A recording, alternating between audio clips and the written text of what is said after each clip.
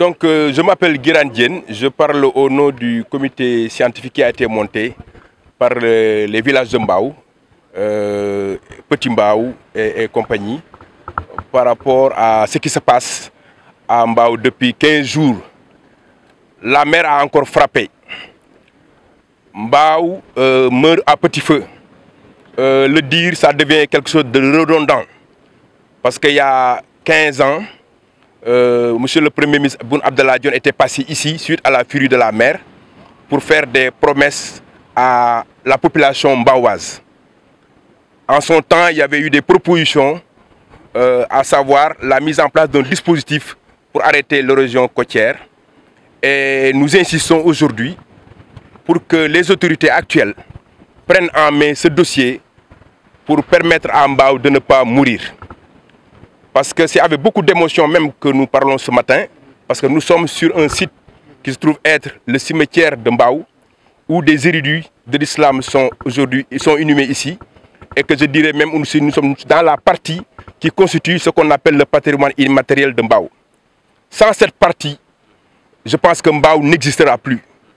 Raison pour laquelle nous demandons, nous interpellons encore une fois Monsieur le Président de la République du Sénégal et tout le gouvernement du Sénégal à venir en aide à Mbao. Et là, nous faisons aussi appel à tous les fils de Mbao d'ici et de la diaspora pour qu'ensemble, que nous puissions sauver notre cher village, notre cher patrimoine. Et dans une dynamique de RSE, responsabilité sociétale des entreprises, nous demanderons aussi aux entreprises nationales ou privées qui quelque part ont contribué un peu en fait à l'accélération de cette érosion côtière.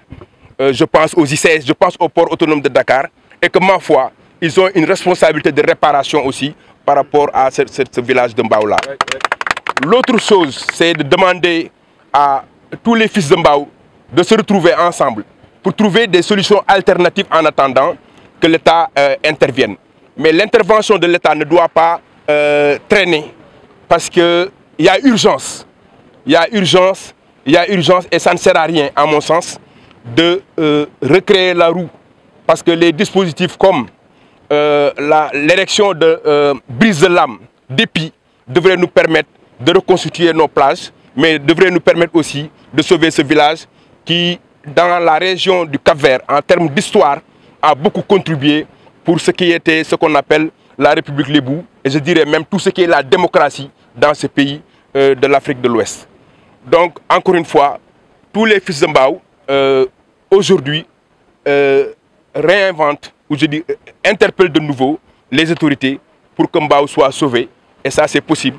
Et nous nous retournons encore une fois vers ces autorités que sont le président de la République et son gouvernement pour que Mbao sorte un peu de cette situation désastreuse, de cette situation qui est à la limite même très alarmante et qui ne nous permet pas de dormir ces derniers temps.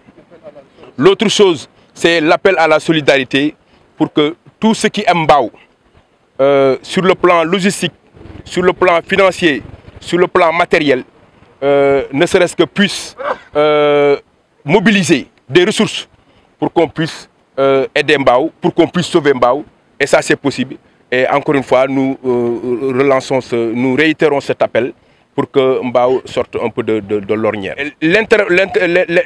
L'intervention intermédiaire consiste à trouver des blocs de pierre, à trouver aussi, je dirais, du béton, mais qu'on peut constituer ici.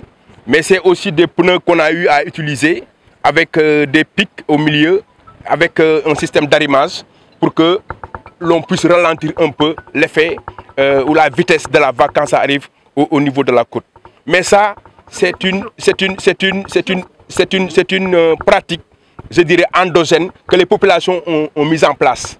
Mais ça ne suffit pas. Il faut donner une contribution scientifique et technique, voire même physique, pour que la mer, qu'on puisse à la limite réduire sa force. C'est une question de vitesse. Et cette violence-là qui peut naître un peu de ces vagues, je pense qu'on a la possibilité scientifiquement de réduire cette vitesse-là. Et c'est ça qui va nous permettre, à mon sens, de reconstituer les plages de Mbao. Mais en attendant ça,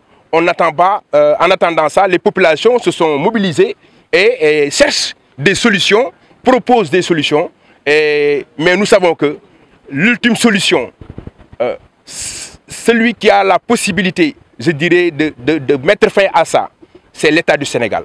C'est pourquoi nous réitérons encore une fois notre appel en disant l'État du Sénégal, venez sauver Mbao, parce que Mbao en a besoin et Mbao mérite d'être sauvé par rapport à tout ce que Mbao a donné comme contribution, par rapport à tout ce qui est édification de ce pays-là.